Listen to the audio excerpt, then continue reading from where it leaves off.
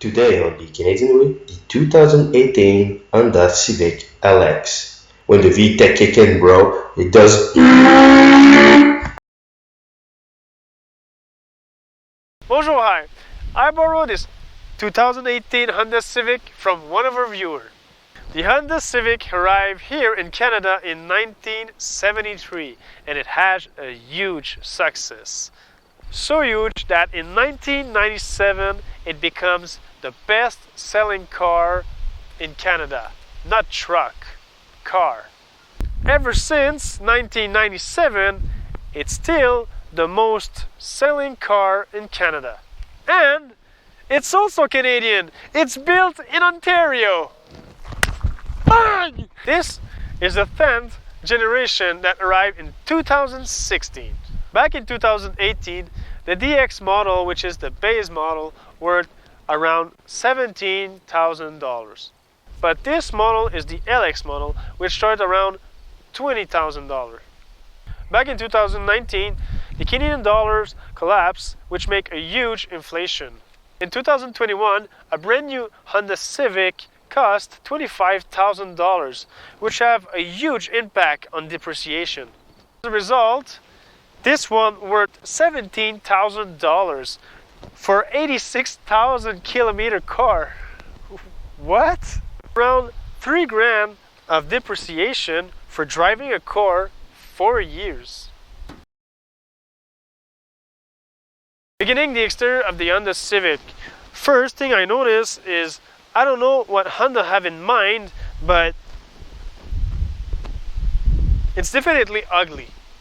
First thing, Honda makes the hood sporty, and then they make an elegant chrome grille here, but then they try to make it sportier because they forgot they want to make it elegant. So then they make a sportier plastic black trim here, and then another lower grille here, which is plastic and sportier, and then wait a second, then they make the fender flowing and elegant, and then they don't know where to put this. Then they make the side profile sportier, but then they forgot they wanted elegant, so they had a chrome trim over here, but they also forgot they don't want elegant, they want sportier, so they had a black trim here on the top of the door. So what do you want, Honda? Then both two trim arrive and meet together like a river and an ocean that creates a gulf. We have the rear end of the Civic, which is an elegant trunk with a sportier bumper. Here we had black plastic, which create a sportier look. The wheel caps, which is a shame for a vehicle at this price, looks pretty ugly. First, we have the sportier looks and the elegant looks. Why mix everything? Otherwise, the tires are cheap to replace. The trunk has no button to open it from the exterior. You have to press on the key fob or go in the interior to open it. Beginning the interior with the trunk. Oh, of course, this car belonged to a ladies. So the cargo space of the Civic is 416 liters, and I definitely don't know how much space we have when the back seats are fold down. To fold down the seats, all you have to do is pull down the latch over here, which you have on both sides, and that's it. But the opening is not very big. It seems to be pretty small, and Charles cannot fit in. But Charles is fat, so I'm not fat. Getting in the back seat, first the door opens pretty wide.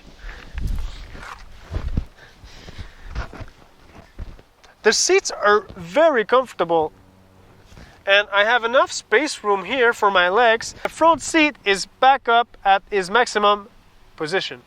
And I have a lot of headroom here in the back. Otherwise, there's nothing, there's no feature in the back here. Getting in the front seat, the door has a really wide opening. The seats are relatively comfortable. I think they're not comfortable for me, but for Charles, who is fat, says they're comfortable. So the front seat, I personally find it really hard.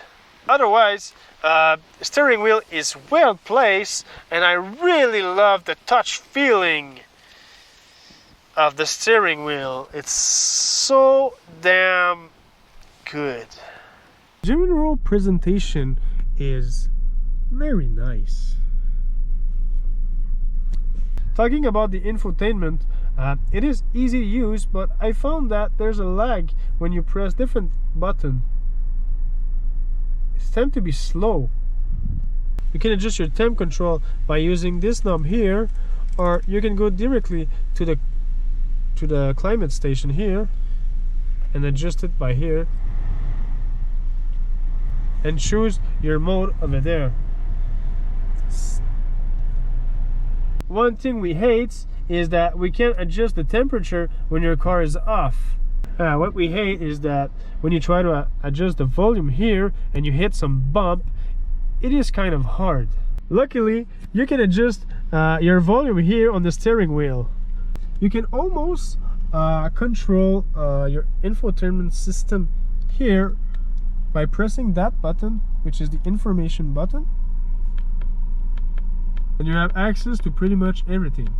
You have your heated seat here, which is very well placed, and we also have the brake hold, which is a nice technology when you're on the traffic lights. You also have here a storage place that goes on both sides, the driver's side and the passenger side, that you can store some kinds of stuff.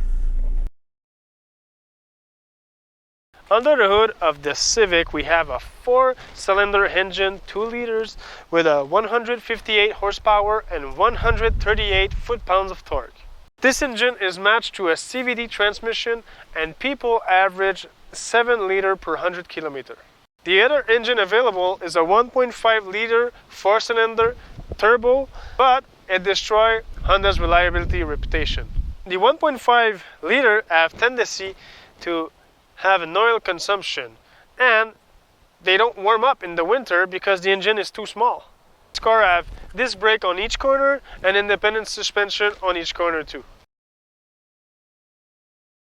Driving the Honda Civic 2018. First, I've noticed that the visibility in the Civic is the best in class. The steering wheel is precise, quick, and have a very nice weight to it. But the CVT transmission works very well. It is smooth, and I completely forgot that it's a CVT transmission. The Civic is not a quick car, but it's a great car for everyday driving, and you won't have any problem at overtaking people. The sound editing is average. The engine bay is very well isolated though. Although the rear suspension is very noisy. It resonated in the trunk.